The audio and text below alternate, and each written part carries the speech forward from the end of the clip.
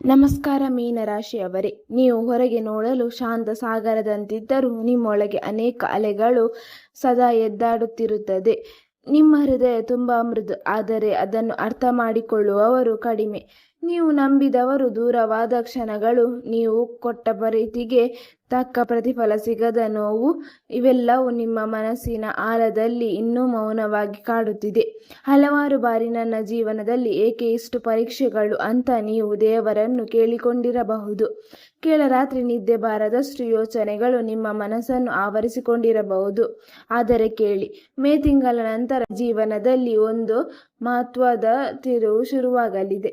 ಇದು ಸಾಮಾನ್ಯ ಬದಲಾವಣೆ ಅಲ್ಲ, ಇದು ನಿಮ್ಮ ಆತ್ಮವನ್ನೇ ಮತ್ತೆ ಎಬ್ಬಿಸುವ ಕಾಲ. ಇಷ್ಟೊಂದು ದಿನ ನೀವು ಅನುಭವಿಸಿದ ನೋವು, ನಷ್ಟ, ನಿರಾಶೆ ಇವೆಲ್ಲವೂ ವ್ಯರ್ಥವಾಗಿಲ್ಲ.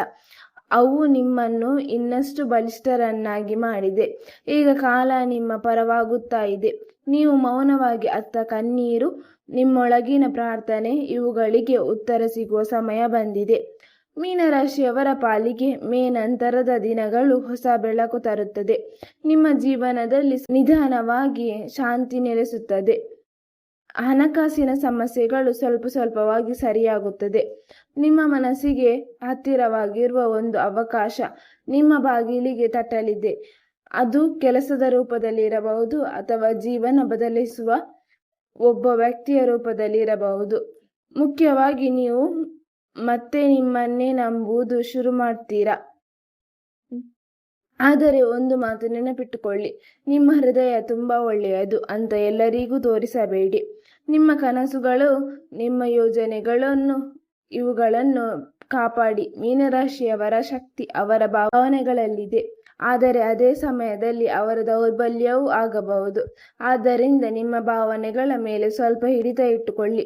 ಎಲ್ಲರನ್ನೂ ನಂಬುವ ಗುಣವನ್ನು ಸ್ವಲ್ಪ ಕಡಿಮೆ ಮಾಡಿ.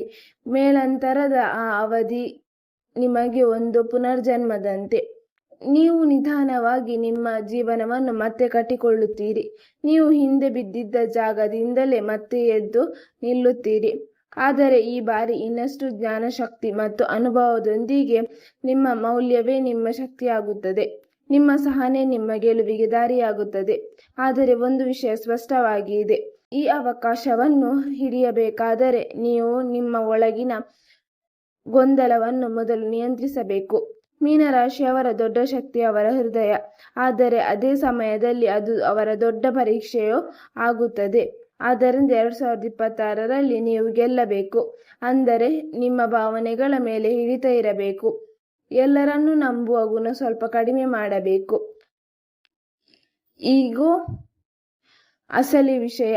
ಮೇ ನಂತರ ಮೀನರಾಶಿಯವರು ಅದೃಷ್ಟವನ್ನು ಸೆಳೆಯಲು ಪಾಲಿಸಬೇಕಾದ 5 ಸರಳ ಆದರೆ ಪರಿಣಾಮಕಾರಿ ಪರಿಹಾರಗಳು ಇದೆ ನೋಡಿ.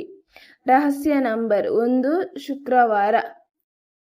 ಶುಕ್ರವಾರದ ನೀರಿನ ಶಾಂತಿ ತಂತ್ರ.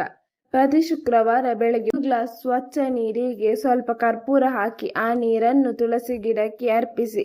ಇದು ನಿಮ್ಮ ಮನಸ್ಸಿನ ಅಶಾಂತಿಯನ್ನು ಕಡಿಮೆ ಮಾಡಿ ನಿಮ್ಮ ಜೀವನದಲ್ಲಿ ಶಾಂತಿ ಮತ್ತು ಧನ ಪ್ರವಾಹವನ್ನು ಹೆಚ್ಚಿಸುತ್ತದೆ. ರಹಸ್ಯ ನಂಬರ್ 2, ಉತ್ತರ ದಿಕ್ಕಿನ ದೀಪ. ಸಂಜೆ ಸಮಯದಲ್ಲಿ ನಿಮ್ಮ ಮನೆಯ ಉತ್ತರ ದಿಕ್ಕಿನಲ್ಲಿ ಒಂದು ಸಣ್ಣ ದೀಪ ಹಚ್ಚಿ. ಉತ್ತರ ದಿಕ್ಕು ಕುಬೇರನ ದಿಕ್ಕು ಅಂತ ಹೇಳಲಾಗುತ್ತದೆ. ಈ ದೀಪ ನಿಮ್ಮ ಮನೆಗೆ ಧನಾಕರ್ಷಣೆಯನ್ನು ಹೆಚ್ಚಿಸುತ್ತದೆ ಮತ್ತು ನಿಂತಿರುವ ಹಣದ ದಾರಿಯನ್ನು ತೆರೆದಿರುತ್ತದೆ. ರಹಸ್ಯ ನಂಬರ್ 3, ಗುರುವಾರದ ಹಳದಿ ದಾನ. ಪ್ರತಿ ಗುರುವಾರ ಹಳದಿ ಬಣ್ಣದ ವಸ್ತು ಅಂದರೆ ಅರಿಶಿನ, ಬಾಳೆಹಣ್ಣು, ಚನ್ನದಾಲ್ ದಾನ ಮಾಡಿ. ಇದು ನಿಮ್ಮ ಗೃಹದೋಷವನ್ನು ಕಡಿಮೆ ಮಾಡಿ ಭಾಗ್ಯವನ್ನು ಬಲಪಡಿಸುತ್ತದೆ. ನಿಮ್ಮ ಪ್ರಯತ್ನಗಳಿಗೆ ಫಲ ಸಿಗುವ ವೇಗ ಹೆಚ್ಚಾಗುತ್ತದೆ. ರಹಸ್ಯ ನಂಬರ್ 4, ಕನಸುಗಳನ್ನು ರಹಸ್ಯವಾಗಿಡಿ. ನೀವು ಮಾಡುವ ಯೋಜನೆಗಳು, ನಿಮ್ಮ ಕನಸುಗಳು ಇವನ್ನೆಲ್ಲ ಎಲ್ಲರಿಗೂ ಹೇಳಬೇಡಿ. ಮೀನರಾಶಿಯವರಿಗೆ ಮೌನವೇ ಶಕ್ತಿ. ನೀವು ಎಷ್ಟು ಮೌನವಾಗಿ ಕೆಲಸ ಮಾಡ್ತೀರೋ ಅಷ್ಟೇ ವೇಗವಾಗಿ ಯಶಸ್ಸು ಬರ್ತದೆ. ರಹಸ್ಯ ನಂಬರ್ 5, ನಿದ್ರೆಗೂ ಮುನ್ನ ಪ್ರಾರ್ಥನೆ. ಪ್ರತಿ ರಾತ್ರಿ ಮಲಗುವ ಮುನ್ನ 2 ನಿಮಿಷ ಕಣ್ಣು ಮುಚ್ಚಿ ಓಂ ನಮೋ ನಾರಾಯಣಾಯ ಅಂತ ಜಪ ಮಾಡಿ. ಇದು ನಿಮ್ಮ ಮನಸ್ಸಿನ ಭಾರವನ್ನು ಕಡಿಮೆ ಮಾಡುತ್ತದೆ. ಮತ್ತು ನೆಗೆಟಿವ್ ಎನರ್ಜಿಯನ್ನು ತೆಗೆದುಹಾಕುತ್ತದೆ. ಸ್ನೇಹಿತರೆ, ಮೇ ನಂತರ ಈ ಸಮಯ ಮೀನರಾಶಿಯವರಿಗೆ ಒಂದು ಚಿನ್ನದ ಅವಕಾಶ. ನೀವು ಇಷ್ಟೊಂದು ದಿನ ಅತ್ತ ಕಣ್ಣೀರು ಈಗ ನಗುವಾಗಿ ತಿರುಗುವ ಸಮಯ ಬಂದಿದೆ. ನಿಮ್ಮ ತಾಳ್ಮೆಯಿಂದ ಶಾಂತವಾಗಿ ನಂಬಿಕೆಯಿಂದ ಮುಂದುವರೆದರೆ ನಿಮ್ಮ ಜೀವನ ನಿಧಾನವಾಗಿ ಬೆಳಕಿನ ದಾರಿಗೆ ಬರುತ್ತದೆ. ಇದು ನಿಮ್ಮ ಪುನರ್ಜನ್ಮದ ಆರಂಭ. ಧೈರ್ಯವಾಗಿ ಮುನ್ನಡೆಯಿರಿ. ಶುಭವಾಗಲಿ. ವೀಕ್ಷಕರೇ, ಈ ಮಾಹಿತಿ ನಿಮಗೆ ಇಷ್ಟವಾದರೆ ದಯವಿಟ್ಟು ವಿಡಿಯೋಗೆ ಲೈಕ್ ಮಾಡಿ, ಶೇರ್ ಮಾಡಿ ಮತ್ತು ಓಂ ನಮೋ ನಾರಾಯಣಾಯ ನಮಃ ಎಂದು ಕಮೆಂಟ್ ಮಾಡಿ. ಹಾಗೆ ಮುಂದಿನ ವಿಡಿಯೋಸ್ಗಳಿಗಾಗಿ ನಮ್ಮ ಚಾನಲನ್ನು ಸಬ್ಸ್ಕ್ರೈಬ್ ಮಾಡಿಕೊಳ್ಳಿ. ಧನ್ಯವಾದಗಳು.